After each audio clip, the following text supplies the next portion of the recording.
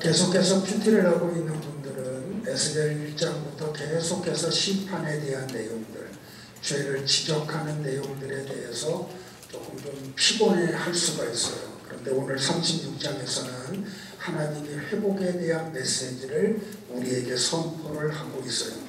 그러니까 에스겔 36장을 보면 35장까지에 있었던 장들보다 훨씬 강렬한 소망의 빗줄기가 비추고 있음을 우리는 발견하게 돼요. 그것은 바벨론의 포로로 끌려온 유다 백성들이 고국으로 돌아갈 거라고 하는 소망의 메시지가 비로소 선포되기 시작을 해요. 이것은 단순히 유다 민족들의 예루살렘의 귀함만을 말하고 있는 게 아니에요. 이전에 그들의 행복했던 삶, 하나님과 아름다운 관계 속에 다시 들어가겠다고 하는 예언의 말씀이었어요. 이것은 단순히 이스라엘 백성들의 회복을 이야기하는 걸로 국한되는 게 아니라 모든 시대에 하나님의 백성들을 향한 회복의 메시지를 주고 있는 거예요. 그래서 오늘 이 설교를 통해서, 예배를 통해서 여러분의 영이 하나님과 친밀해지기를 축복을 해요. 잃어버렸던 기도가 회복이 되고, 잃어버렸던 말씀이 여러분 속에서 선포가 되고, 여러분의 삶 속에 성령의 충만한 역사가 일어나기를 주의 이름으로 축복을 합니다. 에스겔 36장에는 그 두 개의 큰 메시지가 선포되고 있어요. 1절부터 15절까지에서는 새롭게 시작될 유대인의 삶에 대한 메시지예요. 어디를 중심으로? 예루살렘을 중심으로. 여기 에스겔서 36장 1절부터 15절에 대해 예언된 새로운 삶은 에스겔 6장 1절로부터 7절과 에스겔서 35장과는 대조를 이루고 있음을 발견하게 돼요. 앞장에서는 에스겔 6장과 35장에서는 이스라엘의 산들이 파괴가 되고 도시들은 폐허가 될 것이라고 예언이 되었어요. 그런데 36장에 와서는 유대의 포로민들이 예루살렘에서 영화로운 미래를 갖게 될 것을 선포되고 있어요. 자, 그런 가운데 에돔은 바벨론 군대가 침공을 했음에도 불구하고 살아남죠. 자, 바벨론이 유다를 멸망시키기 위해서 올 때 에돔 족속들은 살아남아요. 그들이 살아남을 수 있었던 이유가 뭐예요? 이스라엘에 가면 알지만 사해를 중심으로 남동쪽 산악지대에 그들이 살고 있었기 때문에 그래요. 그 사해의 남동쪽 지역은 산악지대인데 천연 요새들이에요.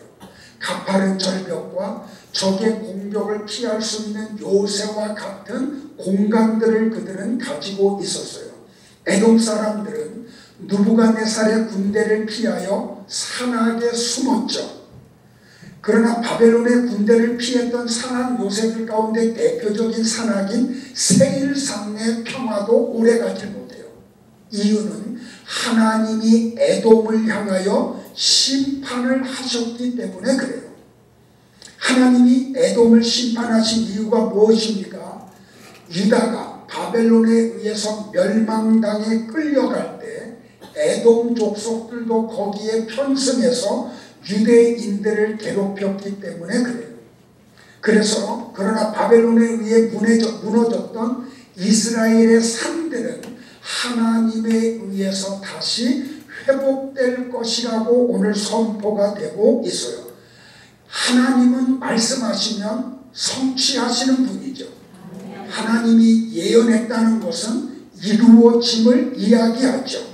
자, 에스겔 36장 8절을 다시 한번 우리 같이 볼까요? 시작. 이스라엘 산들아, 너희는 가지를 내고 내 백성 이스라엘을 위하여 열매를 맺으리니 그들이 올 때가 가까이 이르렀음이라. 하나님이 이스라엘의 산들을 향하여 명령을 해요. 너희 가지들아, 열매를 내라. 너희 가지는 가지를 내고 열매를 맺으라. 왜요? 포로로 끌려갔던 이스라엘 백성들이 70년 만에 돌아올 날이 다가왔다는 거죠. 그 돌아오는 유다 민족들이 먹을 수 있도록 너희들은 가지를 내고 열매를 내라고 선포를 하고 있어요. 그러니까 에스겔 36장 8절은 환희와 기쁨에 찬 찬양이죠. 여호와께서 자기의 백성을 돌아보실 날들을 소망하며 부르는 축복의 노래, 축하의 노래들인 거죠. 전쟁에 찢겨진 땅은 곡물을 풍성하게 맺을 것이라고 예언을 해요. 전쟁 후 도시에는 다시 찾아온 혼돈과 이 전쟁에 의해서 찾아온 혼돈과 혼란은 사라지고 질서 있는 나라를 하나님이 만드신다는 거죠. 경제는 번성하고 새로운 환경을 즐기는 사람들로 예루살렘 거리를 넘치게 하시겠다고 약속을 해요. 그러나 이 소망의 메시지는 하나님께서 역사와 이 지구촌에서 시작하시려고 하는 새로운 구원 사역을 예표하고 있는 거죠. 바벨론의 포로로 끌려갔던 이스라엘 백성들이 회복될 것이라는 이 에스겔 36장의 메시지는 이 지구촌에 있는 택자들을 구원하시려고 하는 하나님의 구원 완성을 예표하고 있는 거예요. 이 은혜가 여러분 가운데 있기를 축복을 해요. 두 번째 메시지는 16절로부터 38절이죠. 여기에는 소망의 신학이 들어있어요. 에스겔은 하나님께서 의도하시는 내용과 하나님이 하시려고 하는 일들에 대한 이유를 설명하고 있어요. 하나님의 말씀에 불순종했던 유대인들은 에스겔을 통해 은혜로우신 하나님께서 용서를 아무 조건 없이 거저 주신다는 소식을 듣게 돼요. 하나님은 유대인들의 더러운 죄를 깨끗하게 씻어주실 것이라고 말씀을 해요. 그리고 하나님은 그들의 깨끗해진 마음속에 하나님의 영, 성령 하나님을 부어주겠다고 약속을 해요. 그 속에다 성령을, 내가 너희 속에다가 성령을 두리라. 오늘 하나님의 우리를 향한 메시지가 이 메시지예요. 하나님이 나와 여러분의 마음속에 하나님의 영을 부어주시기를 원해요. 내가 성령을 부어 너희 안에 머무르게 하리라. 이 놀라운 주의 축복이 우리 가운데 있기를 바라요.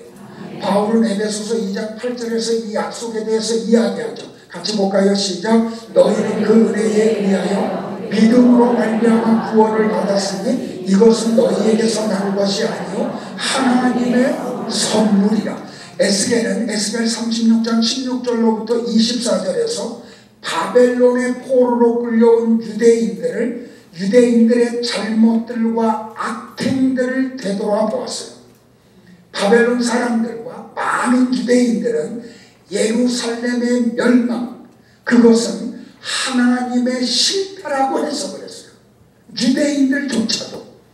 그러나 예루살렘 성이 멸망당한 이유는 하나님의 거룩한 이름이 모욕을 당하고 있었기 때문이에요. 누구로부터? 유대인들로부터 하나님의 거룩한 이름이 더럽힘을 당하고 있었어요. 유대인들이 하나님의 거룩한 이름을 더럽히니까 이방인들도 하나님의 거룩한 이름을 더럽히는 걸 스스럼없이 하게 되죠. 성경 같이 볼까요? 21절부터 23절을 같이 봐요. 같이 봅니다. 그러나 이스라엘 족속이 들어간 그 여러 나라에서 더럽힌 내 거룩한 이름을 내가 아꼈노라. 그러므로 너는 이스라엘 족속에게 이르기를 주 여호와께서 이같이 말씀하시기를 이스라엘 족속아 내가 이렇게 행함은 너희를 모양이 아니요 너희가 들어간 그 여러 나라에서 더럽힌 나의 거룩한 이름을 위함이라. 여러 나라 가운데서 더럽혀진 이름 곧 너희가 그들 가운데서 더럽힌 나의 큰 이름을 내가 거룩하게 할지라. 내가 그들의 눈앞에서 너희로 말미암아 나의 거룩함을 나타내리니 내가 여호와인 줄을 여러 나라 사람이 알리라. 주 여호와의 말씀이니라. 사랑하는 성도 여러분들, 여러분들은 하나님의 이름을 얼마나 거룩하게 하고 계세요? 지금 여기 이스라엘이 당하는 고통은 하나님이 힘이 없어서 그들이 고통을 당하는 게 아니에요. 오늘 우리나라로 끌고 오면 우리나라가 이런 혼란과 혼돈과 고통 속에 들어간 것은 하나님이 힘이 없으셔서 이런 일이 벌어진 게 아니에요. 하나님의 거룩한 이름이 훼손되었기 때문에 그래요. 여기서 우리가 원인을 찾아야 돼요. 에스겔은 이 내용을 설명을 하면서 새로운 은유법을 동원해서 지금 말씀을 하고 있죠. 에스겔은 바벨론의 포로로 끌려온 이스라엘 백성들을 월경하는 여인으로 비유해서 이야기를 하고 있어요. 레위기 15장 19절로 24절을 가보면 유대의 여자들에게는 월경하는 기간은 어떤 기간이에요? 정결하지 못한 기간이에요. 부정한 기간이에요. 이 기간 동안에는 어떤 남자도 그 여인을 가까이 하면 안 돼요. 그러면 같이 부정해져요. 그 여인이 사용한 것을 만져서도 안 돼요. 그녀의 남편은 그녀를 계속해서 사랑은 하지만 가까이 해서는 안 돼요. 이것은 하나님과 이스라엘 백성들 관계를 지금 비유해서 이야기하고 있는 거죠. 하나님은 이스라엘 백성들을 여전히 사랑해요. 동일한 크기로 사랑해요. 그 여자가 부정하든 성결하든 관계하지 아니하고 하나님은 여전히 사랑해요. 그런데 이 부정한 여인들이 그 신랑의 사랑을 외면하고 그 신랑의 이름을 훼손하고 말아요.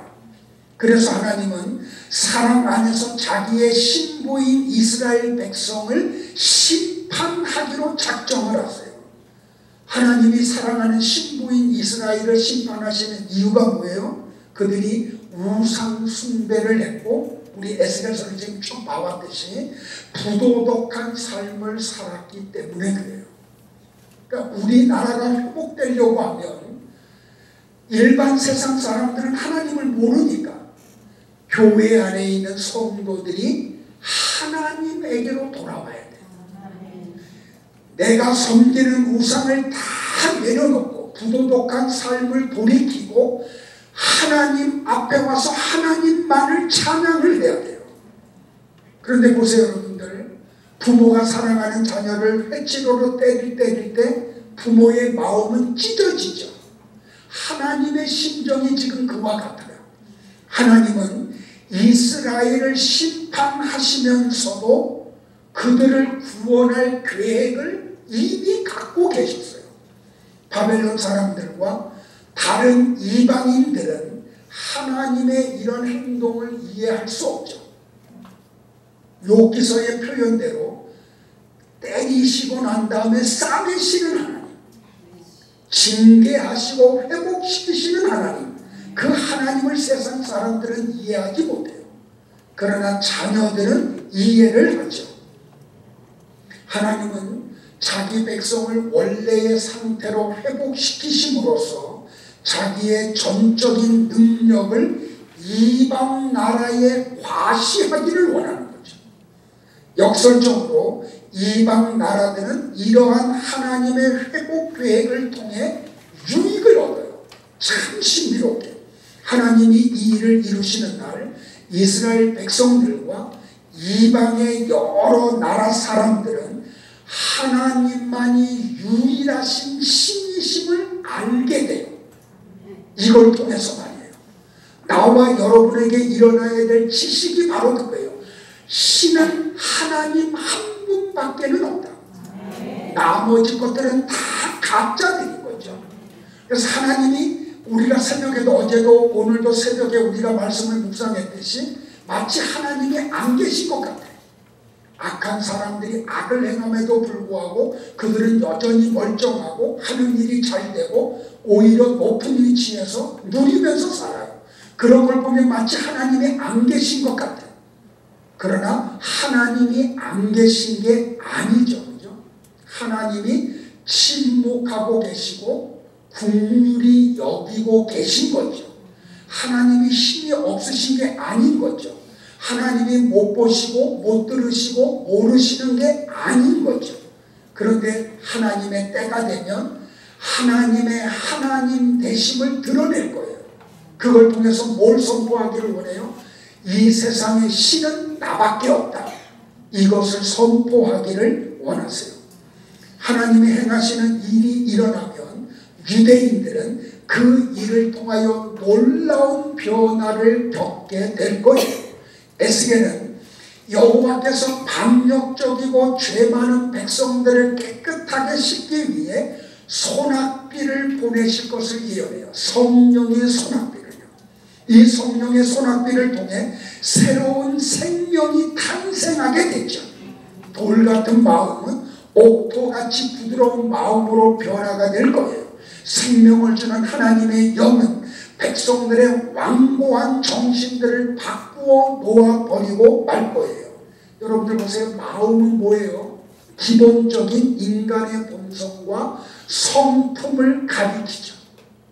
이 마음 속에 뭐가 있어요? 지정의가 이 속에 있죠. 그걸 우리는 인간성이라고 그러잖아요.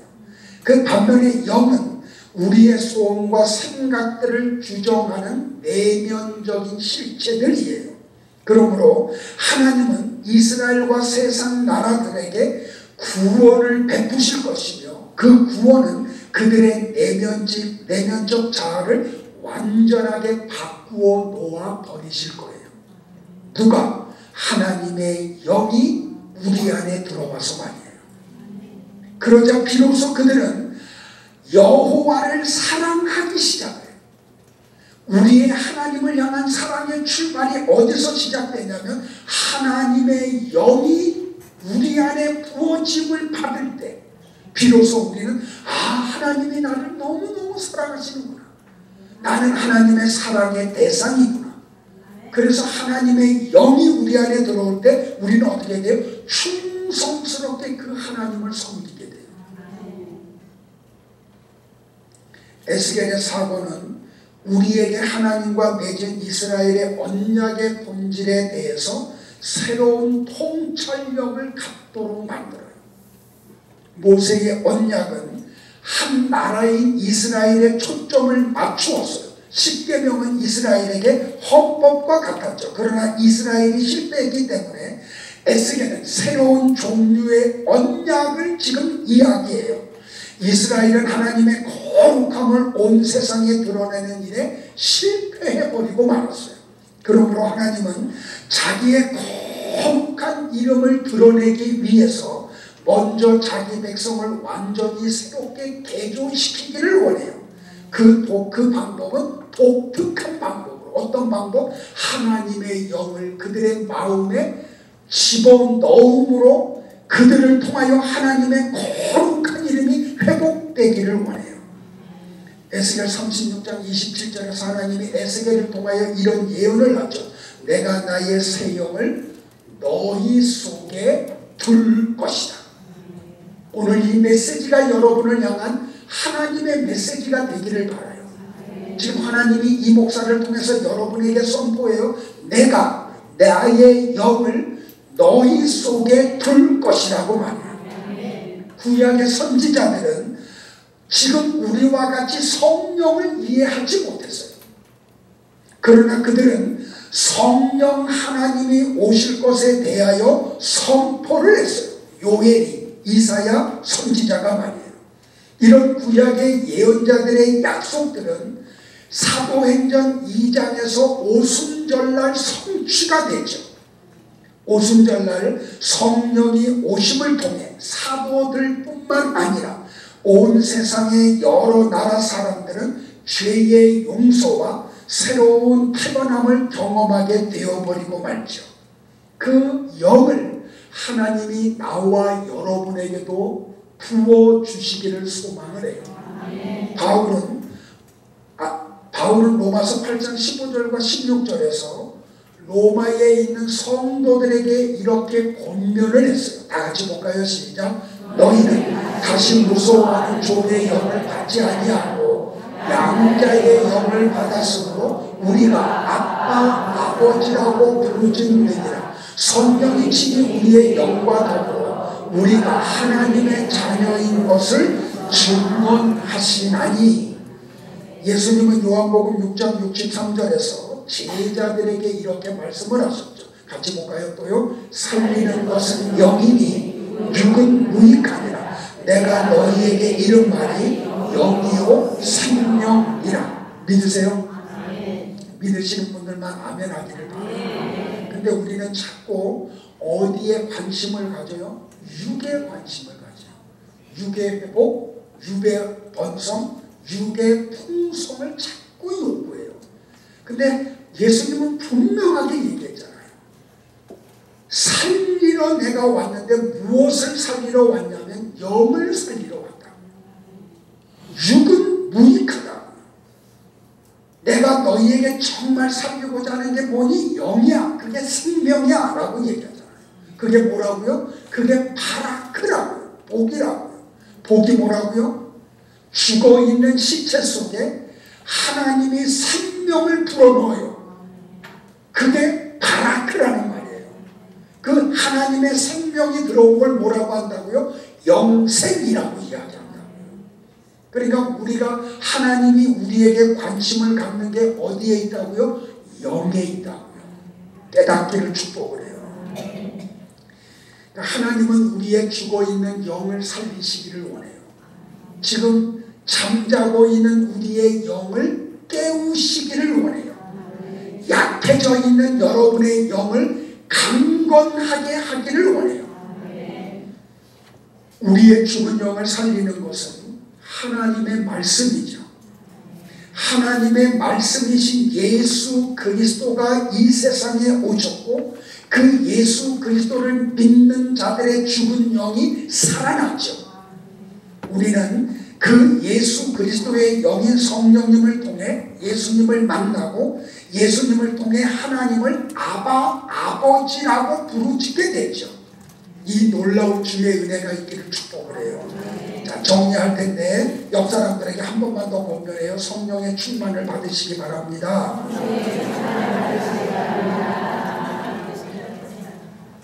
텔레비전을 키든지 신문을 보든지 인터넷에서 뉴스를 보든지 즐거운 소식이 정말 희귀하죠. 그냥 온통 막 정신 사납게 하고 뉴스를 보면 막 화가 나고 그냥 막 어디에도 소망이 없는 것 때문에 아파하죠. 저는 그래서 가능하면 뉴스를 안 보려고 하는데 또 안 볼 수가 없잖아요. 목사가 이 시대의 흐름을 모르고 설교하면 안 되니까. 근데 뉴스를 볼 때마다 너무 가슴이 아파요. 오늘 새벽에도 그런 얘기했지만 역사 이래로 열강들의 지도자가 이렇게 독특한 사람들이 동시에 지도자가 된 적이 한 번도 없어요. 정말 누구도 상식이 없어요. 어떤 상식선에서 대화가 되고 정치가 이루어지고 외교가 이루어지지 않아요. 그래서 혼돈과 그런 아픔 속으로 들어가요. 이 각지에서 일어나고 있는 이 어떤 일도 누구도 해결할 수가 없어요. 그런 가운데 우리는 굉장히 외톨이가 되고 있죠. 북한에다가는 쌀을 준다고 하는데 김정은은 그냥 큰 소리 치면서 안 받겠다 그래요. 그리고 대놓고 욕을 해요. 미국은 지금 또 어떻게 하고 있어요? 지소미아가 우리가 일방적으로 파기한 것 때문에 우리가 한미 훈련을 하면 이제는 그 비용을 우리가 다 대야 돼요. 독도 영유권 주장 때문에 훈련하는 걸 지금 미국이 못마땅하게 해요. 일본은 어때요? 완전히 우리와 갈라졌죠. 중국은 그럼 우리를 도와줘요? 러시아가 우리를 도와주고요. 완전히 외교적으로 고립이 되어 있죠. 미래를 우리가 예측할 수가 없어요. 미래가 예측되면 우리에게 소망이 있잖아요. 근데 그게 없어요. 경제는 바닥을 치고 있어요. 여러분들 얼마나 심각한지 아세요? 강남에 있는 사무실도 한번 비어지면 채워지지가 않는데 장사하던 상가들이 비어지면 또 누군가 와서 장사하던 그런 곳들이 지금은 다 비어있대요. 우리 신도시만 봐도 그래요. 제가 다니다 보면 장사하다가 망한 곳에 누가 들어오지 않아요. 그냥 비어 있어요. 그런 것들이 자꾸 늘어나고 있죠. 그 지도층에 있는 사람들의 지금 뻔뻔스러운 그 모습 때문에 젊은이들이 희망을 잃어버렸죠. 그러니까 그들이 촛불을 들고 다시 또 외치기 시작을 하죠. 그런데 보세요 여러분들, 하나님이 허락하지 아니하면 이런 일들은 일어나는 거 아니잖아요. 왜? 모든 것을 주관하시는 분이 하나님이시기 때문에. 그럼 하나님이 우리나라에 왜 이런 고난과 시련을 주실까요?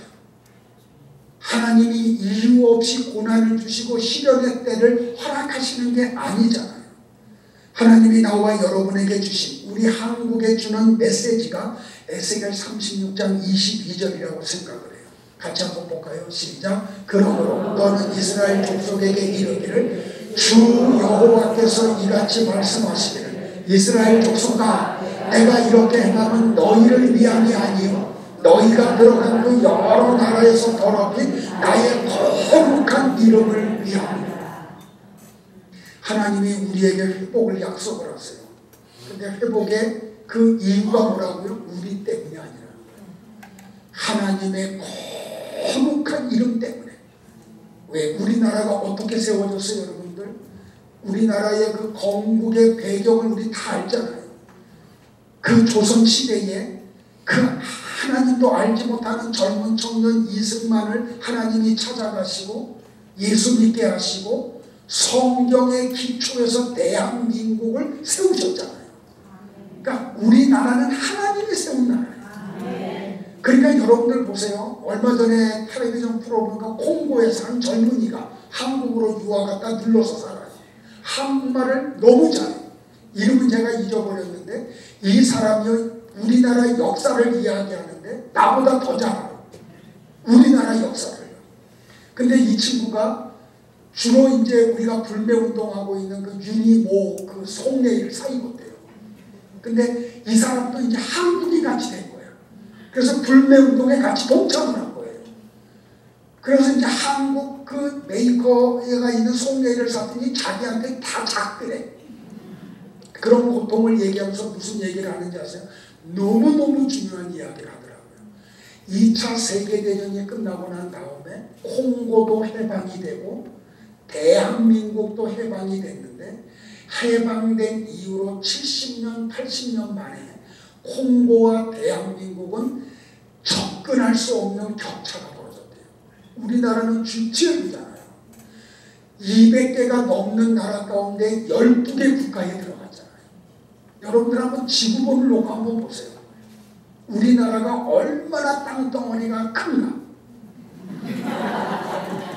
대륙에 붙어서 안 떨어지려고 그냥 매일 부달려 있잖아요. 근데 그것도 너무 크다고 또 반 잘라가지고 그냥 간신히 붙어 있잖아요. 지하 정원 하나도 없잖아요. 근데 여러분들 우리나라가 이렇게 된 배경이 뭐예요? 아무리 찾아봐도 하나님밖에는 계시지 않습니다. 하나님이 도와주시고 하나님이 은혜 주시고 복음이 들어오니까 우리 부모들이 어떻게 했어요? 모든 재산을 아이들 키우는데 다 동원했잖아요. 여러분들 우리 할아버지 할머니들 아버지 어머니들이 어떻게 했어요? 새벽 재단을 밥 먹듯이 했어요. 제가 다시 한번 제안해요. 수요 예배 나오신 성도님들에게 새벽 운동 다시 일으키자. 제가 9월부터는 새벽 재단 지킬게요. 이제 몸이 부서져도 나올게요. 그래서 우리 기도하자. 이것밖에는 우리에게 소망이 없어요. 우리 지금도 기억해요. 우리 어머니가 예수님을 믿자마자 그냥 은혜 받고 성령의 충만함 속에서 매일 밤 10시가 되면 대나리 보침을 싸가지고 아차산에 올라갔어요. 그 성도들이 그냥 나무 그늘에 앉아가지고 밤새도록 기도했어요. 근데 언제부터 기도를 못하게 된지 알아요? 경제가 하나님의 은혜로 좋아지니까 사람들이 이제 건강에 관심을 가져. 그러니까 사람들이 어떻게 해요? 새벽부터 산에 올라가. 그러면서 어떻게 해요? 기도하는 사람들의 자리를 다 뺏어버렸어요. 육의 사람들이 영의 자리를 다 뺏어버렸어요. 여러분들 70년대, 80년대, 90년대까지 삼각산에 가면 기도하는 사람들의 기도 소리로 서울 하늘을 지켜봤어요. 그 기도 소리가 서울을 지키고 대한민국을 지켰잖아요. 근데 어떻게 돼요? 건강해지니까, 아니 좀 살만하니까 건강을 위해서 그 산들을, 기도하는 사람들의 자산들을 다 유대 사람들이 빼앗아 갔잖아요. 그러면서부터 나라가 혼란이 되고 경제가 어려워지고 지금 이런 심각함이 벌어져요. 잊지 마세요 여러분들. 우리의 소망은 하나님에게 밖에 없어요. 하나님이 도와주시면 돼요. 하나님이 역사를 하시면 돼요. 미국이 안 도와줘도, 일본과 관계가 틀어져도, 중국이 아무리 우리를 못살게 굴어도, 김정은이 저 난리를 쳐도 하나님이 우리와 함께 하신 우리를 도와주면 우리나라를 건드릴 수 있는 사람입니다. 믿으시기를 주의 이름으로 축원해요. 근데 하나님이 우리나라를 향해서 어떻게 한다고요? 나의 이름을 위하여 내가 너희를 회복시켜 주겠다. 이게 하나님의 마음이에요. 근데 하나님이 우리에게 심판을 하시고 구원의 손길을 펴는 까닭이 뭐예요? 자, 23절을 같이 볼게요. 같이 볼까요? 시작. 여러 나라 가운데에서 그들 가운데서 더럽힌 나의 큰 이름을 내가 거룩하게 할지라. 내가 그들의 눈앞에서 너희로 말미암아 나의 거룩함을 나타내리니 내가 여호와인 줄을 여러 나라 사람이 알리라. 나 주 여호와의 말씀이니라. 교회와 성도가 잘못하면 하나님의 이름이 더럽힘을 당하시죠. 그러니까 나와 여러분의 사명이 얼마나 중요한지 아세요? 그러니까 하나님은 더럽혀진 당신의 이름을 회복시키기 위해서 이스라엘을 회복시키겠다고 얘기해요. 그것 때문에, 하나님의 이름 때문에 우리의 허물에도 불구하고 하나님은 회복을 해주신다는 거예요. 그러면 하나님은 어떻게 역사를 회복시킬까요? 세속에 빠져있는 교회와 성도를 어떻게 하실까요? 자, 24절 25절 볼까요? 같이 봅니다. 내가 너희를 여러 나라 가운데에서 인도하여 내고 여러 민족 가운데서 모아내리고 고국 땅으로 들어가서 맑은 물을 너희에게 뿌려서 너희로 정결하게 하되 곧 너희 모든 더러운 곳에서와 모든 우상 숭배에서 너희를 정결하게 할 것이며, 하나님이 세 가지 약속하신다고 그러죠. 세 가지 하시겠다고. 어떻게 한다고요? 너희를 내가 너희 땅으로 데리고 갈게. 내가 친히 인도해서 너희들을 예루살렘으로 다시 데리고 갈게. 두 번째는요, 맑은 물로 너희들을 정결하게 할게.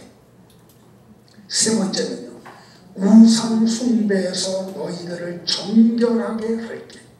그러니까 이게 뭐예요? 하나님이 우리를 통째로 바꿔주시겠다는 거예요. 새로운 가치관과 새로운 삶을 부어주시겠다는 거예요.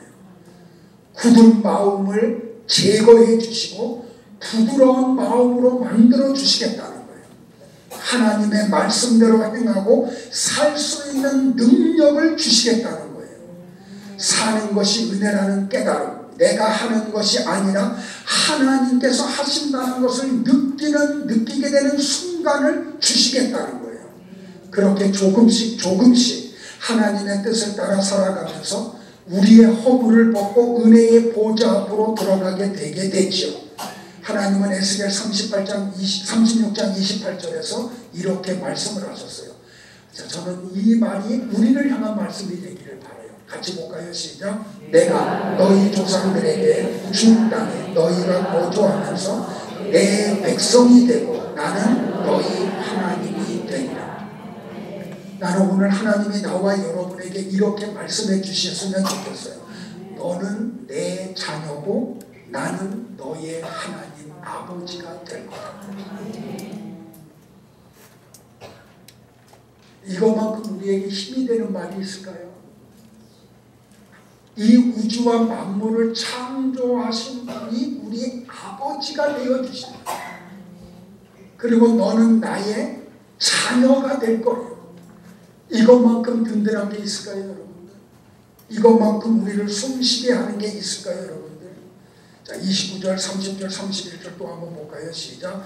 내가 너희를 모든 더러운 데에서 구원하고 곡식이 풍성하게 하여 기근이 너희에게 닥치지 아니하게 할 것이며 또 나무의 열매와 밭의 소산을 풍성하게 하여 너희가 다시는 기근의 욕을 여러 나라에게 당하지 아니하게 하리니 그때에 너희가 너희 악한 길과 너희 좋지 못한 행위를 기억하고 너희 모든 죄악과 가증한 일을 말미암아 스스로 믿게 보리라. 우리 사람은요, 여러분들, 저가 대표적인데 죄악의 길에서 스스로 돌이킬 수가 없어요. 그러니까 우리는 죄 속에 빠질 수밖에 없어요. 아무리 성결하게 살려고 해도. 그러나 하나님이 우리를 죄와 사망에서 건져주시기를 축복을 해요. 하나님으로 말미암아 여러분의 경제가 다시 회복되기를 바라요. 우리나라 경제가 회복되기를 원해요. 우리나라에 다시는 이념으로 인한 갈등이 사라지는 나라가 되기를 저는 소망을 해요. 우리 민족이 우리를 스스로 돌아보고 모든 죄를 회개하는 민족이 되기를 원해요. 전국 방방곡곡에 세워진 우상이 제거되는 나라가 되기를 소원해요. 그리고 하나님께서 우리 민족을 축복의 통로로 사용하시기를 원해요. 죄를 스스로 부끄럽게 여기고 다시 과거로 돌아가지 않는 것이 복이죠. 그러기 위해서 먼저 우리가 하나님의 능력에 붙잡히는 사람들이 되어야 돼요. 한국교회 성도들이 하나님만을 두려워하고 하나님만을 왕으로 구원자로 섬기고 믿고 따르는 역사가 일어나기를 저는 소원해요. 하나님의 은혜로 이스라엘이 회복된 것처럼 우리나라도 회복되기를 기도해요. 하나님께서 한국교회에, 아니 우리 교회에, 여러분들에게 다시 한번 성령의 충만을 부어주시기를 소원해요. 사랑하는 성도 여러분들, 여러분들이 성령 충만한 사람들 되기를 축복합니다. 바울은 에베소서 5장 18절에서 이렇게 권면했죠. 술 취하지 말라. 이는 방탕한 것이니 오직 성령의 충만을 받으라. 뭐 하라고 여러분들? 오직 성령의 충만을 받으라. 오늘 여러분에게 권면해요. 사랑하는 성도 여러분들, 술 취하지 마시고 오직 성령의 충만을 받기를 축복을 해요. 근데 놀라운 게 뭔지 알아요? 헬라어 원문을 보면 성령의 충만을 받으라고 하는 동사 시제가 현재 시제예요. 헬라어에서 현재 시제는 현재가 계속해서 진행되는 뜻을 가지고 있어요. 다시 말하면 뭐냐면 성령의 충만을 반복적으로 받으라는 말이에요. 계속해서 받으라는 말이에요. 그러니까 바울의 에베소 교회 성도들을 향한 권면은 분명하죠. 성령의 충만은 계속해서 받아야 되고 반복해서 받아야 되고 계속해서 유지해야 하는 거예요. 받고 또 받고 또 받고 또 받아야 되는 게 성령 충만이에요. 바울은 에베소서 4장 30절에서 이렇게 또 권면을 하죠. 같이 볼까요? 시작. 하나님의 성령을 근심하게 하지 말라. 그 안에서 너희가 구원의 날까지 인치심을 받았느니라. 잘 들으세요 여러분들. 구원은 하나님이 주도적으로 해주세요. 왜? 구원에 우리의 어떤 공로가 절대로 개입할 수가 없어요. 우리가 어떤 도덕적으로 단정하게 산다고 구원의 몇 %의 협력을 하는 게 아니에요. 구원은 하나님이 전적으로 이루어 주시는 거예요. 보세요. 하나님이 일방적으로 선택하시고 일방적으로 믿음을 주시고 일방적으로 구원을 해 주시는 거예요. 그런데 보세요. 성도의 성장, 신앙의 성장과 신앙생활은 하나님이 일방적으로 하지 않으세요. 상당한 부분을 우리에게 넘겨주세요. 이거 잘 들어야 돼요. 그래서 우리는 신앙의 성숙과 성령의 충만한 삶을 위해서 책임과 의무가 우리에게 상당한 분량이 있음을 알아야 돼요.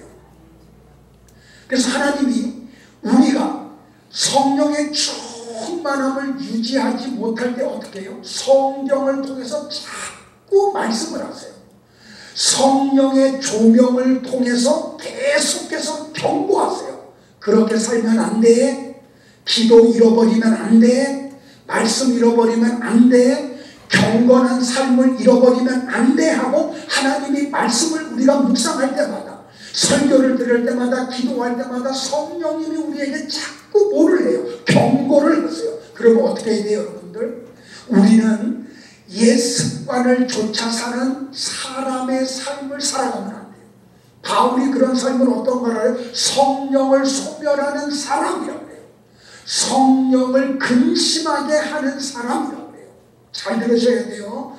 하나님이 말씀을 통해서 우리에게 자꾸 경고해요. 너 경건생활 잃어버리면 안 된다. 그런데 그 경고를 받고도 아무런 반응을 하지 않는 자를 성령을 소멸하는 자라고 해요. 성령으로 근심하게 하는 자라고 이야기해요. 성경을 통해서 하나님이 끊임없이 우리에게 얘기하는 게 뭐예요? 성령을 받으라. 성령의 충만을 받으라는 거예요. 성령의 능력을 소멸하지 말라는 거예요. 성령 하나님은 우리 안에 들어오셔서 우리에게 소원을 두고 행하게 하세요. 보세요, 여러분들. 우리가 기도 생활을 무시하고 말씀 생활을 무시하면 어떤 일이 벌어져요, 여러분들? 우리가 기도와 말씀으로 무장하면 우리는 어떻게 해요? 거기에 우리가 어떻게 해요? 열심을 보태서 성령의 조명을 따라 살아가야 돼요. 기도 이름을 하면 돼요. 옆 사람이 다시 기도 회복하자. 그러니까 기도와 말씀으로 무장해서 우리가 거기다가 열심히 따라가. 그걸 뭐라고 말하냐면 성령의 충만한 상태라고 그래요. 그 상태를. 보세요, 여러분들. 성령 세례와 성령 충만은 달라요. 성령의 세례를 받은 사람이 성령의 조명에 협력할 수도 있고 거절할 수도 있어요. 이건 각자예요. 굉장히 중요해요. 자, 우리가 구원받았어요. 성령 세례 받았어요. 그러면 모든 사람들이 성령의 조명에 협력하세요? 아니에요. 거절하는 사람들이 있어요. 나는 여기에 참석한 분들에게는 그런 분들이 없기를 바라요.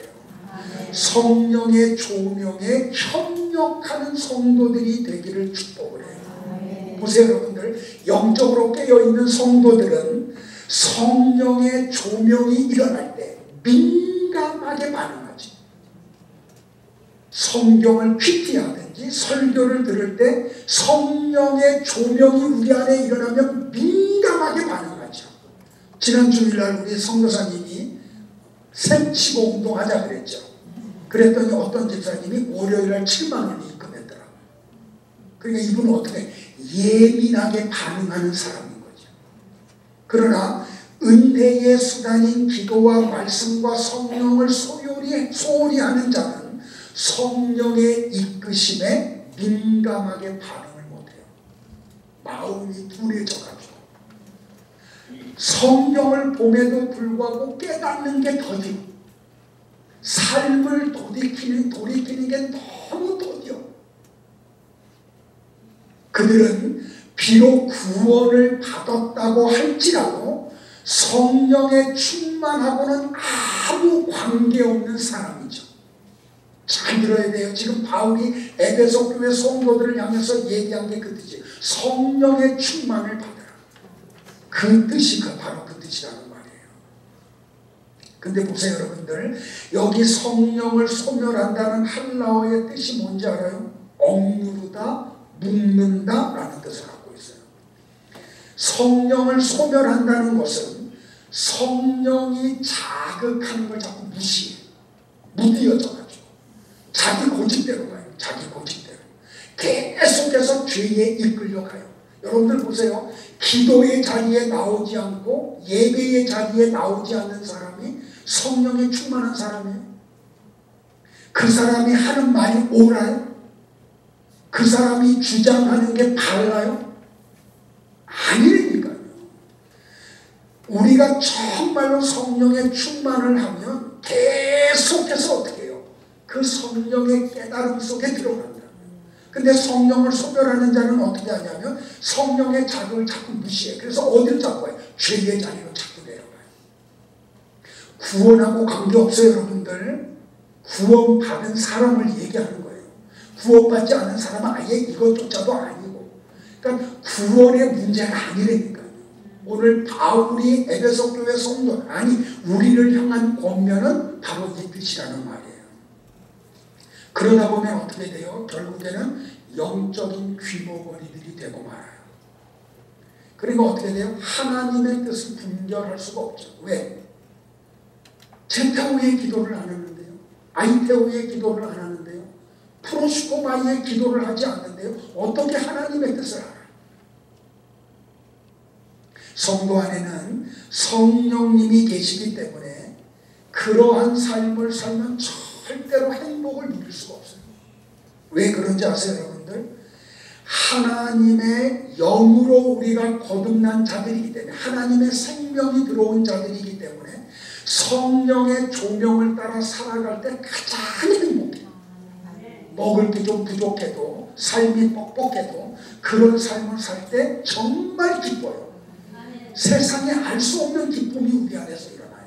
세상에 줄 수 없는 기쁨이 우리 속에서 솟아나요. 믿으시기를 축복을 해요. 그래서 하나님은 계속해서 성령을 통해서 우리에게 명령하는 게 뭐예요? 성령의 충만을 받으라는 거예요. 자, 성경 같이 볼까요? 에베소서 4장 22절부터 32절 조금 길어요. 같이 봐요. 시작. 너희는 유혹의 욕심을 따라 썩어져가는 구속을 따르는 옛사람을 벗어버리고 오직 너희의 심령이 새롭게 되어 하나님을 따라 의와 진리의 거룩함으로 지으심을 받은 새 사람을 이루라. 그런즉 거짓을 버리고 각각 그 이웃과 더불어 참된 것을 말하라. 이는 우리가 서로 지체가 됨이니라. 분을 내어도 죄를 짓지 말며 해가 지도록 분을 품지 말고 마귀에게 틈을 주지 말라. 도둑질하는 자는 다시 도둑질하지 말고 돌이켜 가난한 자에게 구제할 수 있도록 자기 손으로 수고하여 선한 일을 하라. 무릇 더러운 말은 너희 입 밖에도 내지 말고 오직 덕을 세우는 데 소용되는 대로 선한 말을 하여 듣는 자들에게 은혜를 끼치게 하라. 하나님의 성령을 근심하게 하지 말라. 그 안에서 너희가 구속의 날까지 인치심을 받았느니라.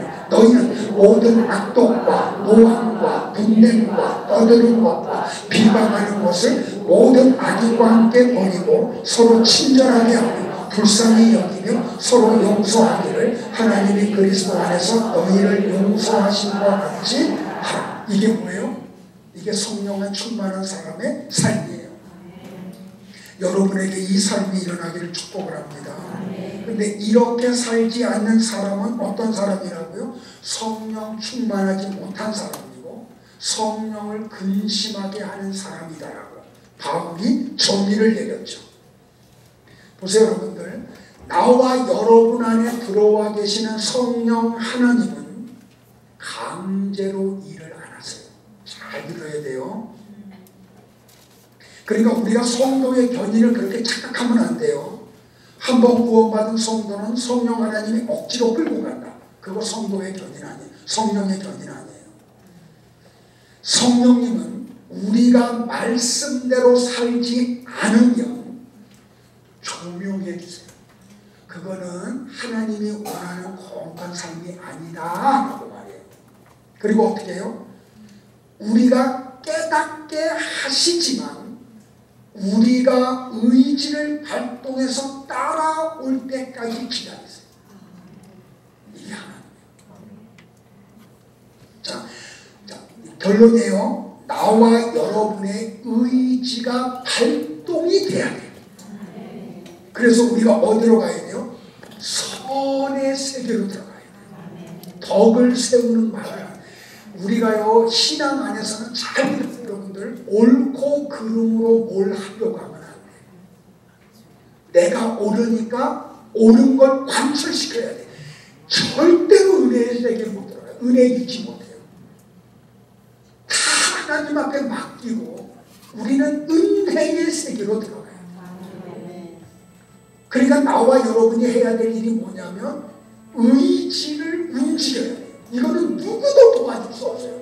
각자가 해야 돼요. 각자. 하나님은 나와 여러분을 인격적으로 대하세요. 절대로 독재하지 않아요. 강압적으로 하지 않으세요. 그래서 우리가 올바른 길로 돌아올 때까지 기다리시지 강제로 끌고 가지 않으세요. 근데 하나님이 그냥 기다리세요? 아니요. 숫자 세면서 기다려요. 야, 내가 세까지 쉰다. 애들한테 그러죠. 너 들어와. 세 셀 때까지만 귀에 있어. 하나, 둘. 그런데 우리가 어떻게 해요? 자녀를 사랑하니까 셋을 못해. 둘 반에 반. 그렇죠. 그러다 또 어떻게 해요? 다섯으로 또 연기하시죠. 그러면서 부모가 자녀를 기다리듯이 하나님이 우리를 기다리세요. 어디로? 은혜의 자리로 들어오기를, 기도의 자리로 들어오기를. 여러분들 잊지 마세요. 근데 하나님이 하나, 둘 반에 반 하면서 뭘 하세요, 여러분들? 우리를 깨닫게 하기 위해서 말로 해도 안 들으면 환경을 건드리세요. 숫자를 세시면서. 우리가 너무 미련하니까, 못 알아들으니까, 숫자만 세고 기다리시면 우리가 깨닫지를 못하니까 자꾸 환경을 건드려요. 몸을 건드려요. 돈을 건드려요. 그래서 어떻게 돼요? 성도는 은혜의 삶을 살지 아니하면 결코 편안하게 살 수가 없어요. 왜요? 성령을 소멸한 상태로 하나님이 방치하지 않으시기 때문에 말이에요. 하나님은 여러분들을 돌이키게 하기 위해서 채찍을 들어 때리세요. 미워서가 아니고 히브리서 12장에 얘기했듯이 사랑하시기 때문에. 그러니까 징계는 자기 자식에게 하지 이웃집 자식에게는 못하잖아요. 큰일 나거든요. 거룩한 삶을 추구하며 자기의 의지를 발동하여 성령의 손해를 보면서도, 어떤 손해를 보면서도 성령의 음성을 따라 사는 사람들을 성령 충만한 사람이라고 그래요. 오늘 에스겔을 통하여 바벨론의 포로로 끌려가 있는 유다 백성들에게 하셨던 하나님의 말씀, 내 영을 너희 속에 두리라. 오늘 나와 여러분을 향한 하나님의 음성으로 들리기를 축복을 해요. 그래서 오늘부터 여러분들의 의지가 이 설교를 통해서 발동되기를 바라요. 그래, 은혜의 자리에 나갈게. 내가 기어서라도 새벽 예배 나올게. 내가 기도의 자리에 나올게. 그래서 여러분들이 성령 충만을 위해서 오늘 기도하기를 바라요. 매일매일 매 순간 기도하기를 바라요. 아까 얘기했듯이 9월부터는 우리 새벽 기도 운동 다시 일으킬 거예요. 우리 다 같이 성도들이 새벽을 깨우기를 바라요. 그래서 새벽에 나와서 하나님 앞에 성령의 충만을 달라 부르짖는, 성령의 충만한 사람들이 되어 하나님의 뜻이 무엇인지를 분별하고 그 뜻을 향하여 살아가는 그런 나와 여러분이 되기를 주의 이름으로 축복합니다. 여러분 앞에 다시 한번 건면할까요? 성령의 충만을 받읍시다. 한 번 더 의지의 발동을 위해서 내일 새벽부터 나옵시다. 벌써 의지를 팍팍 죽이는 사람들 있잖아. 말을 안 하려고. 옆 사람 얼굴 보고. 자, 의지를 발동해야 돼요. 내일 새벽부터 나옵시다. 기도합시다.